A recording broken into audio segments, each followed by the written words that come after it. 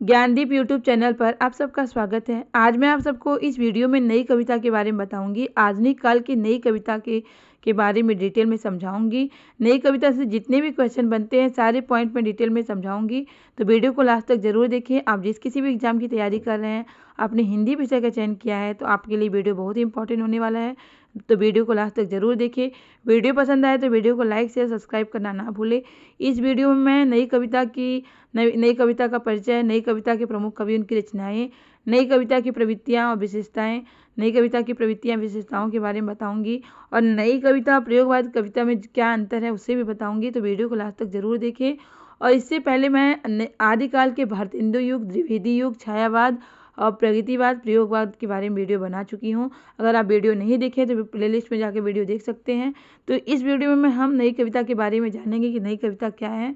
तो नई कविता देखिए, यहाँ पे नई कविता का जो समय है 1954 ईस्वी से है। मतलब नई कविता का आरंभ कब हुआ था? 1954 ईस्वी से हुआ है। तो ये आपको पता होना चाहिए, क्योंकि कभी कभी क्वेश्चन यही पूछ लिया जाता है कि नई कविता का प्रारंभ कब से हुआ था? 1954 ईस्वी से।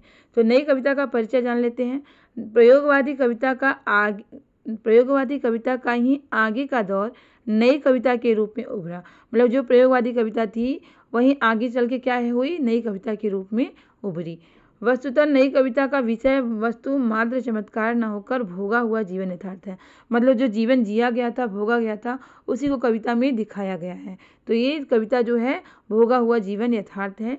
नई कविताएं परिस्थितियों की उपज हैं। नई कविता स्वतंत्रता के बाद लिखी गई कविताएं में देखिए 1954 ईस्वी से प्रारंभ हुई है नई कविता, तो इसका मतलब स्वतंत्रता के बाद की कविता है, जिसमें नवीन भावबोध है, नए मूल्य हैं और नए शिल्प विधान है। नई कविता में नए भावबोध हैं, नए मूल्य हैं और नए शिल्प विधान हैं। किसमें? नई कविता में।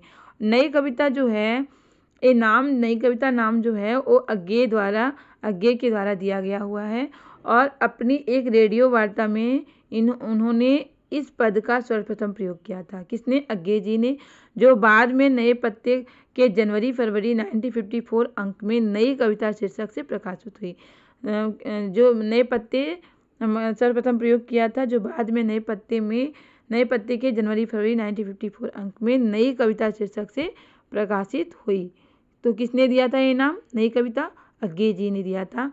नई कविता का प्रारंभ कब से माना जाता है? 1954 ईस्वी में जगदीश चंद्र गुप्त द्वारा संपादित नई कविता पत्रिका में के प्रकाशन से माना जाता है।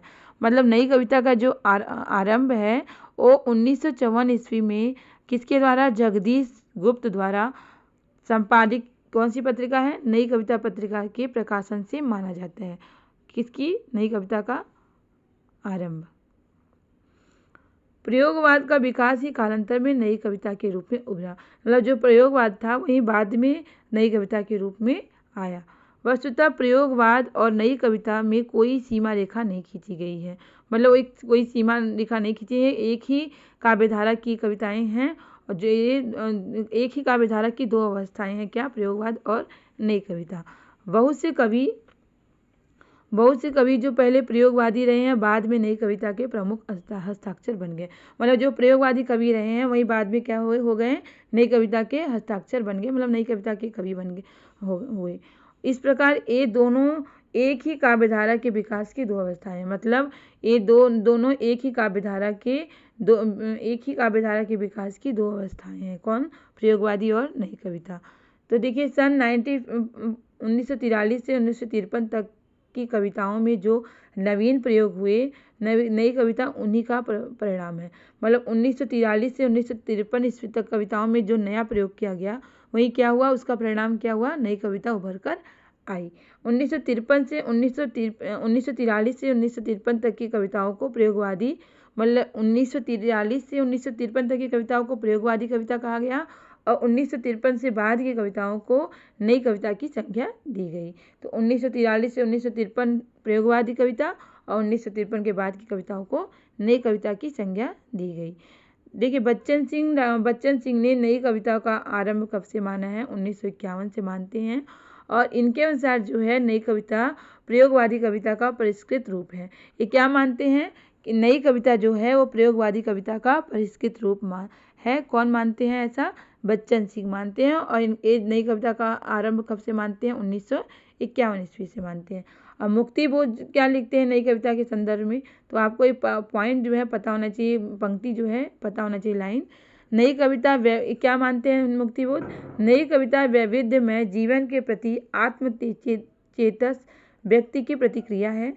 नई कविता का स्वर एक ही विविध है, एक नहीं विविध है, मतलब नई कविता का जो स्वर है एक नहीं है बल्कि विविध है, बहुत सारे हैं। तो ऐसा कौन मानता है? मुक्ति बोध मानते हैं। किसके संदर्भ में? नई कविता के संदर्भ में। और डॉक्टर धर्मवीर भारती क्या मानते हैं? नई कविता प्रथम बार समस्त जीवन को व्यक्ति या समाज इस प्रकार के तंग विभाजनों के आधार पर न मानकर मूल्यों की सापेक्ष स्थिति में व्यक्ति और समाज दोनों को मापने का प्रयास करती है। मतलब व्यक्ति और समाज दोनों को मापने का क्या करती है? प्रयास करती है। क्या? नई कविता। ऐसा कौन मानते हैं? धर्मवीर भारती मानते हैं। तो ये आपको पता होना चाहिए। कभी कभी ये लाइन कथन दिया जाता है, पंक्ति दिया जाता है और पूछा जाता है किसके द्वारा कहा गया है, किसके संदर्भ में कहा गया है। तो आपको पता होना चाहिए कि ये नई कविता के संदर्भ में कहा गया है। किसके द्वारा कहा गया है? डॉक्टर धर्मवीर भारती के द्वारा। डॉक्टर राम स्वरूप चतुर्वेदी ने क्या लिखा है? नई कविता में समग्र मनुष्य की बात ही नहीं कही गई है, वरन मनुष्य के समग्र अनुभव खंडों को संयोजित किया गया। केवल मनुष्य की बात ही नहीं कही गई है बल्कि मनुष्य के पूरे अनुभव को क्या किया गया है? इसमें संयोजित किया गया है। किसमें? नई कविता में। और डॉक्टर राम स्वरूप चतुर्वेदी ने क्या कहा है? इनका जो भाषा संवेदना और सर्जन बुक है, तो इसमें इन्होंने नई कविता के संदर्भ में क्या लिखा है? क्या लिखा है कि आज की कविताओं को जांचने के लिए जो प्रास के रजत पास से मुक्त हो चुकी है, अलंकारों की उपयोगिता अस्वीकार हो चुकी है, छंदों की पायलें उतार चुकी है, काव्य भाषा का ही आधार शेष रह गया है, क्योंकि कविता के संगठन में भाषा प्रयोग की मूल केंद्रीय स्थिति है। कविता उत्कृष्ट शब्दों का उत्कृष्ट क्रम है। ऐसा कौन मानते हैं? डॉक्टर राम स्वरूप चतुर्वेदी मानते हैं। नई कविता के संदर्भ में इन्होंने कहा है। देखिए नई कविता के क्या है? दो प्रमुख तत्व है। क्या है? अनुभूति की प्रामाणिकता और बुद्धिमूलक यथार्थवादी दृष्टिकोण। मतलब इसमें यथार्थवादी दृष्टिकोण दिखाया गया है, इसमें कल्पना को महत्व नहीं दिया गया है। तो ये अनुभूति की प्रामाणिकता और बुद्धिमूलक यथार्थवादी दृष्टिकोण, इसके दो प्रमुख तत्व हैं। किसके? नई कविता के। नई कविता में कैक्टसवाद का जन्म होता है। नई कविता में कैक्टस प्रतीक के रूप में अपनाया गया है। नई कविता में जो है वो कैक्टस प्रतीक के रूप में अपनाया गया है, जो अदम्य उत्साह, जीवन आकांक्षा और अनगढ़ता। नई कविता में कैक्टसवाद का जन्म हुआ था और कैक्टस जो है किसका प्रतीक माना गया है? उत्साह का, जीवन आकांक्षा का और अनगढ़ता का प्रतीक माना गया है। किसका जन्म हुआ है? कैक्टसवाद का। और कैक्टस प्रतीक के रूप में अपनाया गया है। और क्या प्रतीक है? उत्साह का, जीवन आकांक्षा का और अनगढ़ता का प्रतीक है। अब नई कविता की प्रमुख विशेषताओं के बारे में जान लेते हैं, क्योंकि इससे भी क्वेश्चन बनता है कि नई कविता की विशेषता क्या क्या है।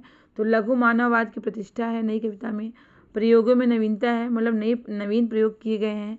अनुभूतियों का वास्तविक चित्रण है, जो भी अनुभूति है उसका वास्तविक चित्रण किया गया है। बिंब का प्रयोग किया गया है। व्यंग्य की प्रधानता है नई कविता में। नई कविता की विशेषता जीवन के प्रति उसकी आस्था है। नई कविता में आज की क्षणवादी और लघु मानववादी दृष्टि जीवन मूल्यों के प्रति नकारात्मक नहीं है, बल्कि क्या है? सकारात्मक स्वीकृति है।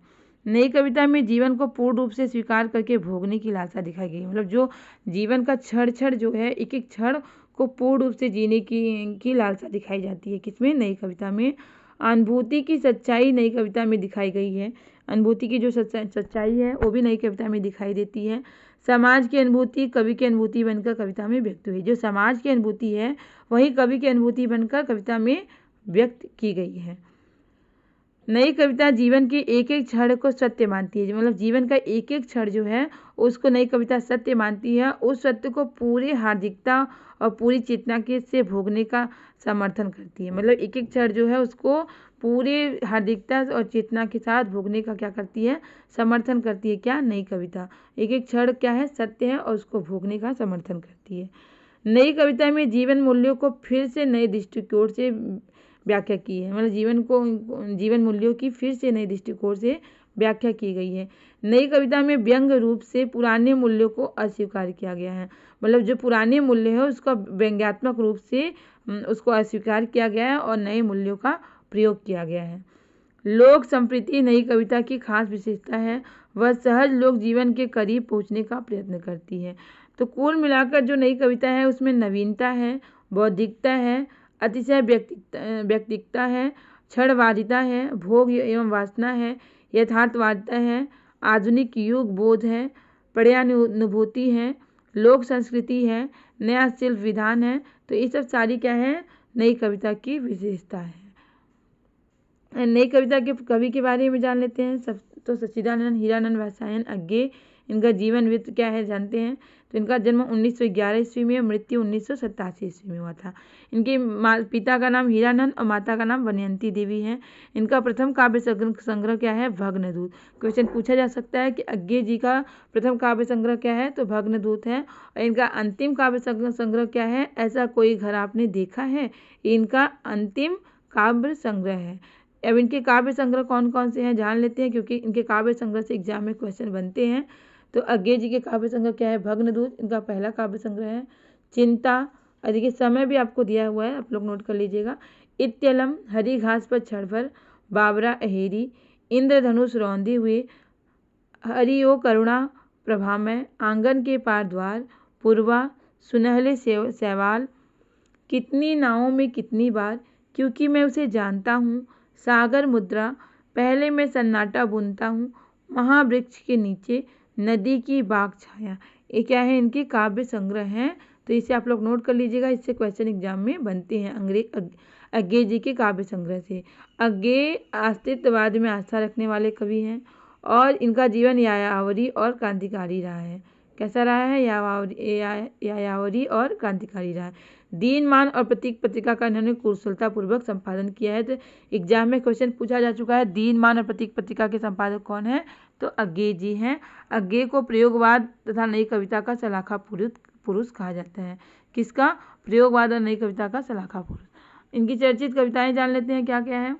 असाध्य वीणा, कलगी बाजरे की कर लीजिएगा, कलगी बाजरे की, सांप, नदी के द्वीप, हरी घास पर क्षणभर, जितना तुम्हारा सच है, सत्य और असत्य, यह दीप अकेला। इनकी क्या है, चर्चित कविताएं हैं। ऊपर में हम लोग क्या जाने, इनके काव्य संग्रह के बारे में जाने हैं, अब इनकी कविताएं के बारे में यहाँ पे है। असाध्य वीणा इनकी जो है एक लंबी कविता है। असाध्य वीणा इनकी लंबी कविता है और इसका मूल भाव क्या है, अहम का विसर्जन है। इस कविता का मूल भाव क्या है, अहम का विसर्जन है। अब मुक्तिबोध के बारे में जान लेते हैं। मुक्तिबोध का पूरा नाम पूछा जाता है, मुक्तिबोध का पूरा नाम क्या है, गजानन माधव मुक्तिबोध। गजानन माधव मुक्तिबोध ये भी नई कविता के कवि हैं। इन्हें क्या कहा जाता है, गहन अनुभूति और तीव्र इंद्रिय बोध का कवि कहा जाता है। गहन अनुभूति और तीव्र इंद्रिय बोध का कवि किसे कहा जाता है, मुक्तिबोध को कहा जाता है। तो इनकी दो काव्य कृतियाँ क्या क्या है, चांद का मुंह टेढ़ा और भूरी भूरी खाक वाली। एग्जाम में कई बार पूछा जा चुका है कि चांद का मुंह टेढ़ा किसकी काव्य कृति है, तो मुक्तिबोध की काव्य कृति है। और भूरी भूरी खाक धूल किसकी काव्य कृति है, तो मुक्तिबोध की। तो ये दोनों काव्य कृति बहुत इंपॉर्टेंट है, कई बार एग्जाम में पूछा जा चुका है। इनकी चर्चित कविताओं के बारे में जान लेते हैं। अंधेरे में इनकी लंबी कविता है और ब्रह्म राक्षस, अंतःकरण का आयतन, भूल गलती, ये इनकी चर्चित कविताएं हैं। किसकी, मुक्तिबोध की, गजानन माधव मुक्तिबोध। अंधेरे में का पहला, सबसे पहले अंधेरे का पहला प्रकाशन का हुआ था कल्पना में 1964 ईस्वी में। आशंका के दीप अंधेरे नाम से हुआ था पहले। और राम स्वरूप चतुर्वेदी ने क्या लिखा है कि मुक्तिबोध का काव्य संकलन चांद का मुंह टेढ़ा है, एक बड़े कलाकार का स्केच बुक है। इनका जो काव्य संग्रह है, क्या काव्य संग्रह है, मुक्तिबोध का चांद का मुंह टेढ़ा है, इसको राम स्वरूप चतुर्वेदी क्या मानते हैं, कलाकार का स्केच बुक, क्या बोलते हैं कि एक बड़े कलाकार का स्केच बुक लगता है। तो राम स्वरूप चतुर्वेदी मुक्तिबोध के चांद का मुंह टेढ़ा के विषय में कहते हैं कि मुक्तिबोध का काव्य संकलन चांद का मुंह टेढ़ा एक बड़े कलाकार की स्केच बुक है। अंधेरे में क्या है, एक लंबी कविता है। विभिन्न आलोचकों ने इन्हें विभिन्न दृष्टिकोण से देखा है। जो देखिए अंधेरे में इनकी जो कविता है, इसमें आलोचकों के अलग अलग दृष्टिकोण हैं, तो उसको जान लेते हैं। शमशेर बहादुर सिंह का क्या दृष्टिकोण है, इन्होंने कहा है कि यह कविता देश के आधुनिक जन इतिहास का स्वतंत्रता पूर्व और पश्चात एक दहकता इस्पाती दस्तावेज है। इसमें अजब और अद्भुत रूप से व्यक्ति और जन का एकीकरण है। ऐसा शमशेर बहादुर जी कहते हैं अंधेरे में कविता के संदर्भ में। रामविलास शर्मा क्या कहता है, अपराध भावना का अनुसंधान है। क्या, अंधेरे में अस्मिता की खोज है, ऐसा नामवर सिंह मानते हैं। इंद्रनाथ मदान क्या मानते हैं, आत्म संशोधन का अनुसंधान है। निर्मला जैन कहते हैं अंतःस्थल का विप्लव है। प्रभाकर माचवे क्या बोलते हैं, लावा। रामविलास शर्मा आरक्षित जीवन की कविता मानते हैं अंधेरे में कविता को। रामस्वरूप चतुर्वेदी क्या बोलते हैं, अंधेरे में लंबे खंडों में कवि की समस्या है और समाज के उत्थान पतन और आंदोलन के बीच अपनी रचना के प्रेरक तत्वों का अभिज्ञान। रचना कैसे बाहर से अंदर आती है और फिर कैसे बाहर से दूर दूर तक परिव्याप्त हो जाती है। मुक्तिबोध ने अंधेरे में कविता की रचना क्या की है, फैंटेसी में की है। फैंटेसी मतलब कल्पना में पर आधारित है, कल्पना के आधार पर की है। और मुक्तिबोध ने फैंटेसी को निम्न ढंग से परिभाषित किया। देखिए, इन्होंने फैंटेसी में कविताएं की है, तो इन्होंने फैंटेसी को कैसे परिभाषित किया है उसको निम्न ढंग से परिभाषित किया है। तो क्या किया है, देखिए, ज्ञान गर्भ फैंटेसी द्वारा सार रूप में जीवन की पुनर्रचना करता है। फैंटेसी के अंतर्गत भाव पक्ष क्या है, प्रधान है। ऐसा ही मानते हैं कि फैंटेसी के अंतर्गत क्या होता है, भाव पक्ष प्रधान है और विभाव पक्ष क्या होता है, गौड़ होता है। और प्रच्छन्न तो होता ही है, साथ ही साथ भाव पक्ष कल्पना को उत्तेजित करके बिंबों की रचना करता है। भाव पक्ष जो है वो कल्पना को उत्तेजित करता है, जिसके द्वारा बिंबों की रचना करते हुए एक ऐसा मूर्त विधान उपस्थित करता है कि जिस विधान में उस विधान ही के नियम होते हैं। ये ऐसा फैंटेसी के संदर्भ में परिभाषित फैंटेसी को परिभाषित करते हैं। शमशेर बहादुर के संदर्भ में के विषय में जान लेते हैं। शमशेर बहादुर को प्रेम और सौंदर्य का कवि कहा जाता है। क्वेश्चन कई बार पूछा जा चुका है कि प्रेम और सौंदर्य के कवि कौन है, तो शमशेर बहादुर सिंह प्रेम और सौंदर्य के कवि हैं। इनके काव्य संग्रह कौन कौन से हैं, कुछ कविताएं, कुछ और कविताएं, चुका भी नहीं हो, कई बार एग्जाम में पूछा जा चुका है, चुका भी हूँ नहीं मैं, तो ये इनके कई काव्य संग्रह हैं। इतने अपने पास, उदिता अभिव्यक्ति का संघर्ष, बात बोलेगी, काल तुमसे होड़ है मेरी, कहीं कहीं बहुत दूर से सुन रहा हूँ सुकून की तलाश। इनकी क्या है, काव्य संग्रह। तो इनका काव्य संग्रह से एग्जाम में क्वेश्चन बनते हैं, तो आप लोग को पता होना चाहिए। इनके कविताओं के संदर्भ में विद्वानों के कथन क्या क्या है जान लेते हैं। अज्ञे जी ने क्या कहा है कि शमशेर कवियों का कवि है। तो क्वेश्चन पूछा जा सकता है कि शमशेर को किसने कवियों का कवि माना है, तो अज्ञे जी ने माना है। मलयज, शमशेर मूड्स के कवि हैं, किसी विजन के नहीं, ऐसा मलयज मानते हैं। तो ये सब विद्वानों का क्या क्या कथन है शमशेर बहादुर के संदर्भ में, तो आपको पता होना चाहिए, क्योंकि कभी कभी पंक्ति दी जाता है, पॉइंट दे दिया जाता है और आपको पूछा जाता है कि एक किसने कहा है, किसके संदर्भ में कहा है। तो मुक्तिबोध क्या बोलते हैं, शमशेर की आत्मा ने अपनी अभिव्यक्ति का एक प्रभावशाली भवन अपने हाथों तैयार किया है। उस भवन में न जाने से डर लगता है और उसकी गंभीर प्रयत्न साध्य पवित्रता के कारण है। मुक्तिबोध शमशेर की मूल मनोवृत्ति एक इम्प्रेशनिस्टिक चित्रकार की है और मुक्तिबोध प्रणय जीवन का प्रसंगबद्ध रसवादी कवि हैं, ऐसा मुक्तिबोध मानते हैं इनके शमशेर बहादुर के संदर्भ में। विष्णु खरे क्या बोलते हैं, शमशेर की शमशेरियत कहते हैं इनको। शमशेर को क्या बोलते हैं, शमशेर की शमशेरियत कहते हैं इनकी कविताओं को। और रामचंद्र तिवारी क्या बोलते हैं इनकी कविताओं को, शमशेर का गद्य हिंदी का जाति गद्य है। रामस्वरूप चतुर्वेदी क्या बोलते हैं, भाषा में बोलचाल के गद्य का लहजा और लय में संगीत का चरम अमूर्तन, इन दो परस्पर प्रतिरोधी मनोस्थितियों को उनकी कला साधती है, ऐसा रामस्वरूप चतुर्वेदी कहते हैं किसके, शमशेर बहादुर की कविताओं के संदर्भ में। अब शमशेर बहादुर का कथन क्या है, उन्होंने कहा है कि मैं उर्दू और हिंदी का दोआब हूँ। कई बार पूछा जा चुका है कि ऐसा किसने कहा है, मैं उर्दू और हिंदी का दोआब हूँ, ये किसका कथन है, तो शमशेर जी का कथन है। इनकी चर्चित कविताओं के बारे में जान लेते हैं क्या क्या है। टूटी हुई बिखरी हुई, अमन का राग जो है वो लंबी कविता है। एक पीली शाम, धूप कोठरी की आईने में खड़ी, घिर गया है समय का रथ, समय और साम्यवादी, ये शमशेर बहादुर की चर्चित कविताएं हैं। देखिए, कहानी का जो उदय प्रकाश है, ये भवानी प्रसाद मिश्र के बारे में जान लेते हैं। तो उदय प्रकाश जो है भवानी प्रसाद मिश्र को कविता का गांधी कहा है? उदय प्रकाश, किसने भवानी प्रसाद मिश्र को कविता का गांधी कहा है? तो उदय प्रकाश ने कहा है। और इन्होंने खुद को इन्होंने क्या कहा है? गांधी का बेटा कहा है। उदय प्रकाश ने भवानी प्रसाद मिश्र को कविता का गांधी कहा है और खुद को क्या कहा है? गांधी का बेटा कहा है। तो भवानी प्रसाद मिश्र की कविता काव्य संग्रह के बारे में जान लेते हैं, क्या क्या है इनका काव्य संग्रह। गीत फरोश, चकित है दुख, अंधेरी कविताएं, गांधी पंचसती, बुनी हुई रस्सी कई बार पूछा जा चुका है। खुशबू के शिलालेख, व्यक्तिगत, अंतर्गत, अनाम तुम आते नहीं, ये भी कई बार पूछा जा चुका है। परिवर्तन जिए, ईद न मम, त्रिकाल संध्या, शरीर कविता, फसलें और फूल, मानसरोवर दिन, संप्रति, नीली रेखा तक, तूस की आग, कालजयी क्या है? खंड काव्य है। तो ये भवानी प्रसाद मिश्र का काव्य संग्रह है। तो इनका काव्य संग्रह से क्वेश्चन बनते हैं। ये हो गया। अब भवानी प्रसाद मिश्र को क्या कहा जाता है? सहजता का कवि। किसको सहजता का कवि कहा जाता है? भवानी प्रसाद मिश्र जी को कहा जाता है। इनकी चर्चित कविताएं क्या क्या है? कमल के फूल, सतपुड़ा के जंगल, कई बार पूछा जा चुका है। सतपुड़ा के जंगल, गीत फरोश भी कई बार पूछा जा चुका है।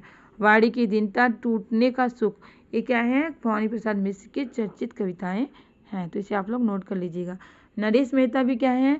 नई कविता के नए कवियों में महत्वपूर्ण हस्ताक्षर हैं, प्रमुख कवि हैं। अब इनका काव्य संग्रह क्या है? वन पाखी सुनो, बोलने दो चीड़ को, समर्पित एकांत, चैत्या उत्सवा। और इनका प्रबंध काव्य क्या है? संशय की एक रात, कई बार पूछा जा चुका है।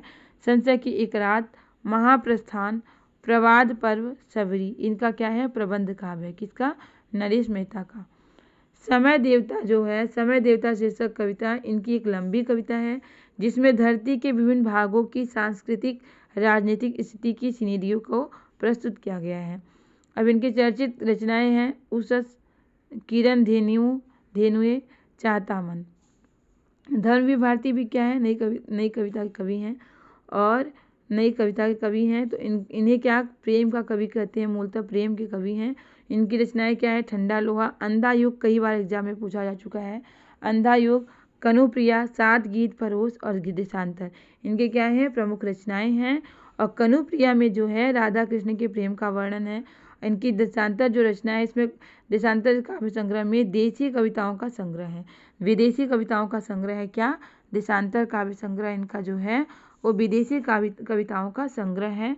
मदन वात्स्यायन का मूल नाम क्या है? लक्ष्मी निवास सिंह। लक्ष्मी निवास सिंह किसका मूल नाम है? मदन वात्स्यायन का मूल नाम है। सर्वेश्वर दयाल सक्सेना नई कविता के प्रमुख हस्ताक्षर हैं। ये भी क्या है? नई कविता के प्रमुख हस्ताक्षर हैं। इनकी कृतियाँ क्या क्या है देख लीजिए।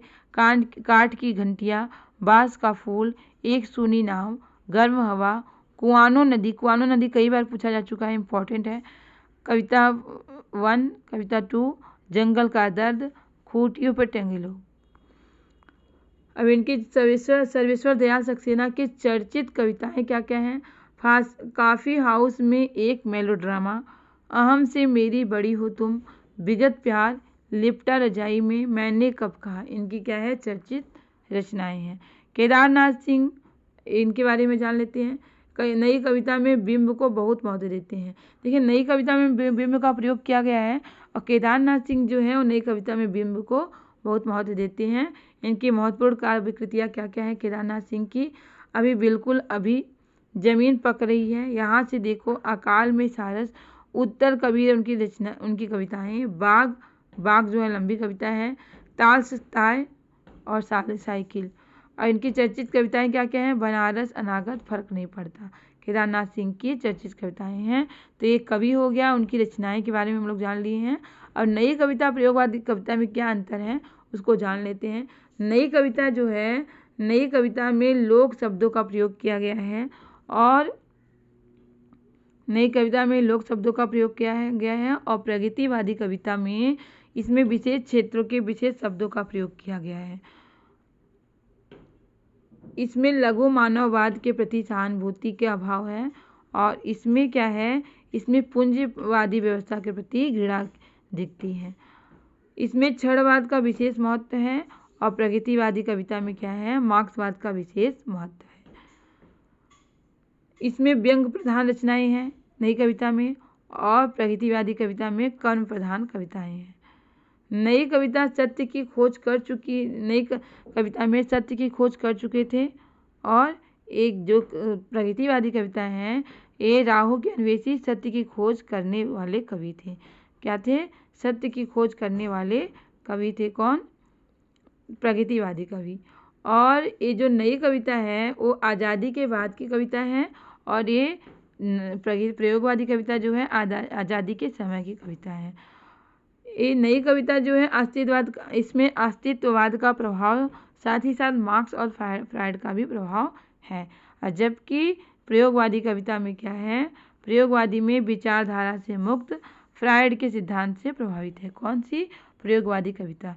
तो ये नई कविता प्रयोगवादी कविता में क्या है? अंतर है। तो उम्मीद है कि आपको वीडियो ज़रूर पसंद आया होगा। वीडियो पसंद आया होगा है तो वीडियो को लाइक शेयर सब्सक्राइब करना ना भूलें, क्योंकि आपका लाइक शेयर सब्सक्राइब ही हमें मोटिवेट करता है इस तरह के टॉपिक लाने के लिए, इस तरह के क्वेश्चन लाने के लिए, जिससे आपकी अच्छी तैयारी हो सके और आप अपने एग्जाम में सफल हो सके। इसी तरह के टॉपिक, इसी तरह के क्वेश्चन की तैयारी करने के लिए हमारे चैनल से जुड़े रहें। तब तक के लिए मिलते हैं नेक्स्ट क्लास में। बाय।